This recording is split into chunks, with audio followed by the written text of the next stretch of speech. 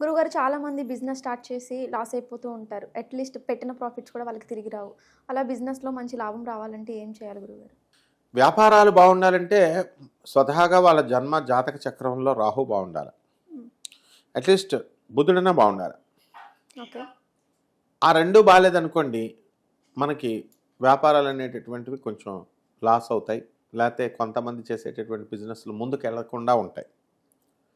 So already మనం బిజినెస్లు పెట్టాము, చాలా క్రోర్స్ ఇన్వెస్ట్ చేశాము, హ్మ్. బిల్డింగ్లు కడుతున్నాము, ఒక్క ఫ్లాట్ కూడా అమ్ముడవ్వట్లేదు, స్లోగా ఉంది. అప్పుడు స్పీడ్గా వెళ్ళాయి లేఅవుట్లు. రియల్ ఎస్టేట్ వాళ్ళు అంటూ ఉంటారు, నోటి దాకా వచ్చి ఆగిపోయిందండి, మేము రోడ్లు వేసాము, లేఅవుట్ అంతా వేసాము, కానీ అవ్వడం లేదండి అంటారు. హ్మ్. ఇలా చాలామంది అన్ని రకాల బిజినెస్ వాళ్ళు కూడా ఈ ప్రాబ్లమ్స్ని ఫేస్ చేస్తుంటారు. దీనికి కారణం రాహువు, బుధుడు.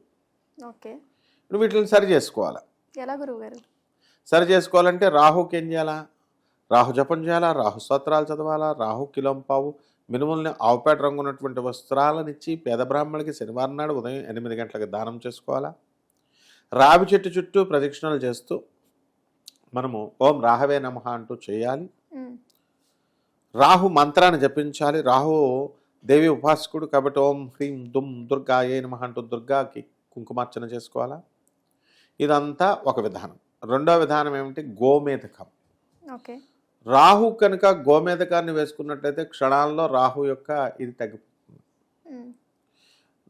మేము గవర్నమెంట్ జూనియర్ కాలేజ్ రాజమండ్రిలో చదివాం మేము.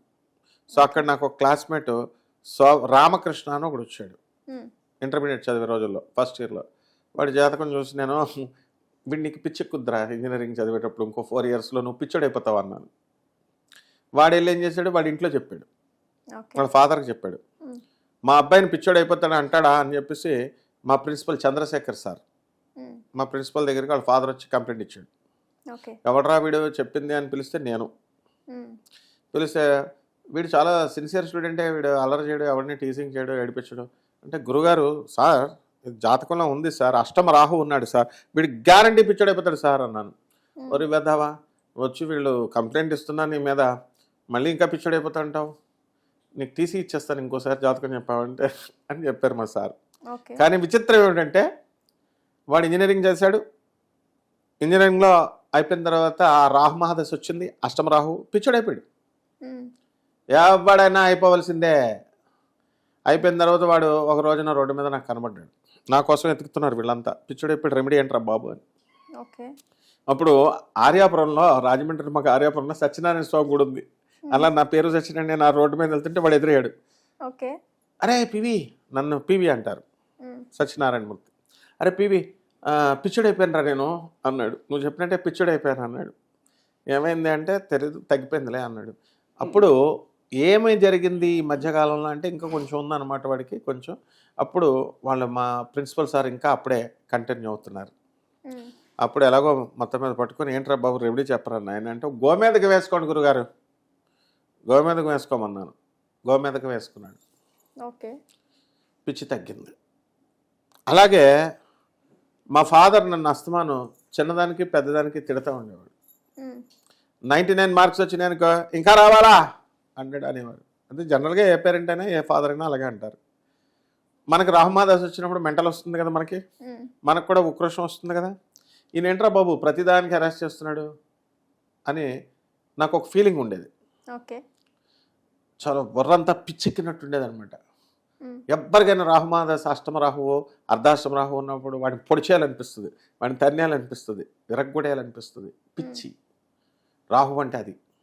అప్పుడు గోమేదకం, మా చెల్లెలు గారి పాప, ఒక చిన్న పాప, మా పై ఇంటి అంకుల్ కోటేశ్వరరావు అని రైల్వే క్వార్టర్స్లో ఉండేవాళ్ళం మేము. హ్మ్.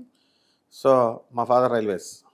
సో ఆ ఉంగరం తీసుకొచ్చేసింది, ఒక ఉంగరం. ఆ ఓకే. ఉంగరం ఏమిటది, వెండిలో తయాసి గోమేదకం ఉంది స్టోన్. అది ఇలా పెట్టుకోగానే నాకు కోపం అంతా తగ్గిపోయింది. ఓకే. ఇది నాకు జరిగినటువంటి అనుభవం. హ్మ్. శాంతం వచ్చేసింది. ఆ తర్వాత అంకుల్ ఆంటీ వచ్చి ఆ, ఏ ఉంగరం వచ్చిందా దొరికిందా అని అంటే, అప్పుడు ఆ చిన్నపిల్ల తీసుకొచ్చిందని ఇచ్చాం. అంటే గోమేదకంలో అంత పవర్ ఉంటుంది.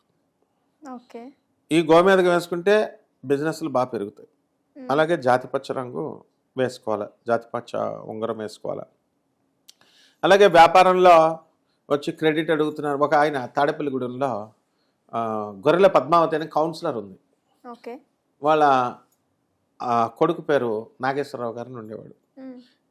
చిట్టిపాట్ల కంపెనీ పెట్టాడు, బాగుంది. ఆయన ఫ్రెండ్ మురళీ గారు అని ఉన్నాడు, కౌంట్లైన. ఆయనేమో కిరాణా షాప్ రన్ చేసేవాడు. వీళ్ళిద్దరూ అప్పుల పాలు అయిపోయారు. మా గురువుగారు పురాణమండ రాధాకృష్ణమూర్తి గారి దగ్గరికి, మదర్ కృష్ణ శాస్త్రి గారి దగ్గర తీసుకెళ్ళమని రాజమండ్రిలో నా దగ్గరికి వచ్చారు. ఏమని అడిగారు? నేను గోదావరిలో దూకి చచ్చిపోతాం, మాకు అప్పులు ఎక్కువైపోయినాయి, బాధలు ఎక్కువైపోయినాయి, మీ గురుగారి దగ్గర తీసుకెళ్ళంటే నేనేమంటాం? జనరల్గా ఎవరైనా చచ్చిపోతామంటే ఏమంటాం మనం? ఏమంటాం? ఎందుకురా బాబు చచ్చిపోవడం, బిజినెస్ చేసుకో, మళ్ళీ పని చేసుకో అంటాం. మన దగ్గర బిల్డప్లు ఇచ్చినట్టు మా గురువుగారి దగ్గర ఇస్తే ఎలా ఉంటుంది? దూకారా, వెళ్ళి గోదావరిలో దూకే అన్నారు మా గురుగారు పురాణమండ రాధాకృష్ణమూర్తి గారు. వీడు ఎందుకు లాస్ అయ్యాడు? ఆడవాళ్ళు వచ్చారు కదా అని కిరాణా సామాను 60 ఇమ్మంటే ఇచ్చేస్తున్నాడు. వీడేమో చిట్టిపాటలో అంకుల్ హాయ్ అని మాట్లాడుతుంటే చిట్లు ఇచ్చేస్తున్నాడు పాట.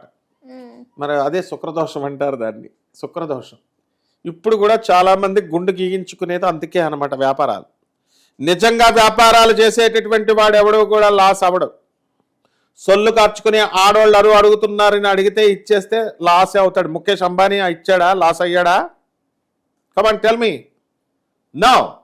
వ్యాపారం అంటే ఒక ఎథిక్స్ ఉంటాయి, వ్యాపారం అంటే ఒక రెస్పెక్ట్ ఉంటుంది. మరబడీల దగ్గరికి వెళ్ళు, ₹1 అప్పు ఇస్తారేమో చూద్దాం. మా గుజరాతీస్ దగ్గరికి వెళ్ళు, నో. నార్త్ ఇండియన్ కల్కటా వెళ్ళు, ఒక పాలసీ ఉంటుంది. అదే బాబు నాయన నీ దాంట్లో నాకు వచ్చే లాభంలో పావలా ఇస్తాను అని ఇస్తారు. అంటే ఏంట్రా బాబు ఈ నత్మను మార్వాడీలో యూపీలో అంటున్నాడు, తెలుగు వాళ్ళు చేరంటే తెలుగు వాళ్ళు కూడా మనగాళ్ళు ఉన్నారు. నువ్వు చెప్పావు చూడు ఇందాక ఫేక్ అని, ఫేక్ గాళ్ళు ఉన్నారని. ఆ ఫేక్ గాళ్ళ గురించి చెప్తున్నా. ఈ ఫేక్ గాళ్ళు అందరూ లాస్ అయ్యారంటే వీళ్ళు సొల్లు కార్చుకుంటూ, వీళ్ళు అలా అరువులు ఇచ్చి పిచ్చి వేషాలు వేసి పార్టీలు పెట్టుకొని పబ్బాలు జడుపుతుంటూ అలా చేసేవాళ్ళు. ఓకే. అంతేకాని ఒక సిస్టమేటిక్గా, ఒక ఆర్గనైజ్డ్గా బిజినెస్ చేసేటటువంటి వాడు ఎప్పుడూ లాస్ కాడు. అది ఎప్పుడు వస్తుంది? ఆర్గనైజ్డ్గా చేయాలి, సిస్టమేటిక్గా చేయాలంటే నీకు గురుగ్రహం బాగుంటే వస్తుంది. లేకపోతే ఇల్యూజన్లో ఉంటాం. రాహు ఏం చేస్తాడు? ఇల్యూషన్, ఇన్ఫాక్చుయేషన్, హాలుసినేషన్, భ్రమంలో ఉంచుతాడు. నేను కోట్లు సంపాదిస్తాను, నేను ఆర్పి చేస్తాను, కోట్లు సంపాదిస్తాను, 100 కోట్లు, మళ్ళీ ₹1 కూడా 2 కోట్లు కాదు, కోట్లో ఎన్నో సున్నాలు ఉంటాయో తెలియదు. నిజంగా బిజినెస్ చేసేవాడు ఎప్పుడు కూడా నాకు ₹1 లాభం వచ్చిందని చెప్పడం. ఎందుకు ఇన్కమ్ ట్యాక్స్ వాళ్ళు వస్తారు, ఎందుకు వచ్చిన గొడవ అని. కానీ వీడు మాత్రం సొల్లు కబుర్లు చెప్తాడు. కాబట్టి ఈ గ్రహాలను సెటరైట్ చేసుకుంటే సరిపోద్దమ్మా. ఏంటవి? రాహువు గోమేదకం వేసుకోవాలా, తర్వాత బుధగ్రహం బాగుండాలా, ఎమరాల్డ్ పెట్టుకోవాలా. అలాగే ఈ యొక్క గురుగ్రహానికి మనము గురువు ఇచ్చేసినప్పుడు మనము కనక పుష్యరాగం పెట్టుకుంటే సరిపోతుంది. ఓకే. ఓకే గురుగారు, ధన్యవాదాలు. ధన్యవాదాలు.